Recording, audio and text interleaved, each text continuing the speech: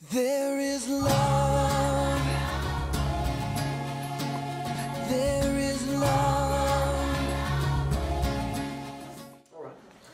My name is Mickey McPherson, and this is my wife Michelle. And we have an 11-year-old handsome biological son named Levi.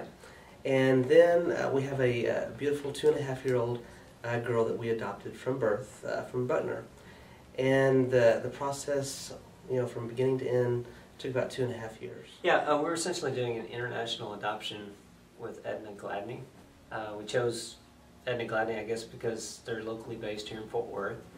As far as it being international, when we started talking about adoption, we went through a series of conversations and just decided that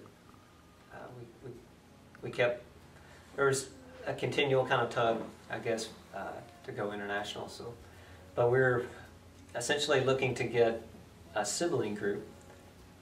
It's always been dear to my heart to the thought of kids being adopted and being separated from their siblings was troubling for me. And so I've always thought if we were going to adopt that we wanted to do a sibling group. So our adoption is an open adoption, and we went through Butner and Dallas.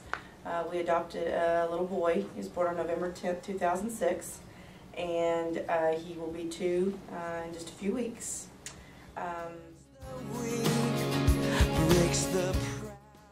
Yeah, a lot of people have asked, how do you feel about adopting from Ethiopia, adopting transracially?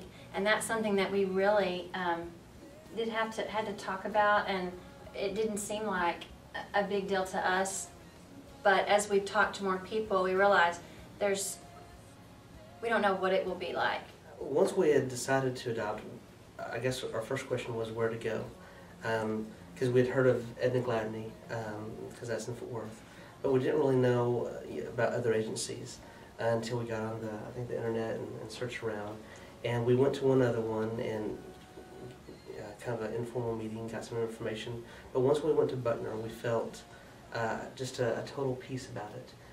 They're very ministry oriented and see adoption as a ministry, and we just fell in love with the Butner family. The biggest thing we wrestled with was, because adoption was really not an issue for us, we were very comfortable with that decision, was the openness, open adoption or closed or along those lines. And I was very much for open adoption. Being a physician, I was really interested in having the ongoing medical history and those type of things, but we struggled with the what that would mean for the child we adopted and how we would work that out with the birth family and the birth mother. There is a promise. About 8 months after the adoption process started, we had a failed adoption, a baby boy, Matthew Wade, whose birth parents decided to keep him. And then about a year and a half after that, we had another failed adoption, and her birth mom decided to keep her after she was born. Her name's Gracie.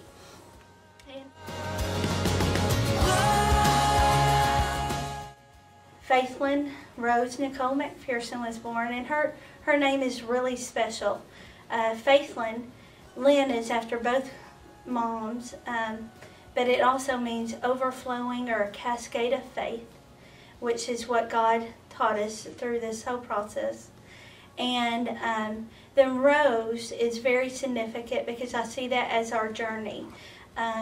It was smooth on some parts, some days were okay, and then there were some thorns that were very painful and devastating, but God taught us a lot. And we're thankful for those thorns. We really are, because we needed those prickings. And but then at the very end of that is the most beautiful flower and rose you've ever seen. And now we get to see her blossom every day. Something that is my own understanding of being adopted. I was reading some paperwork. There's the amount of paperwork that you have to sign when you're going through an adoption process is just mind-boggling. And I was reading through some kind of form, and at the bottom it was saying, that I understand that these children will be my heirs and with all the legal rights of my biological children under the laws of your state and country, and it just that legality of it, I realized, you know, they're these children that I have nothing to do with right now. They're completely separated from me.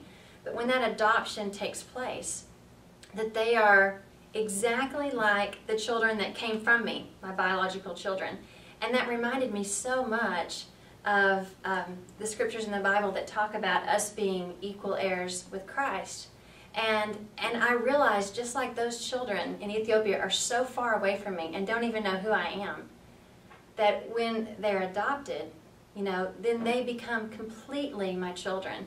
And that it helped me understand how completely separate I was from God.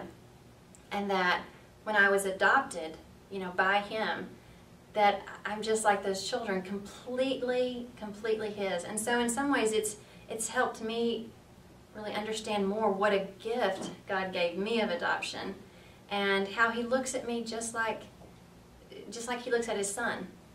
And so that's been something that's touched me, helped me.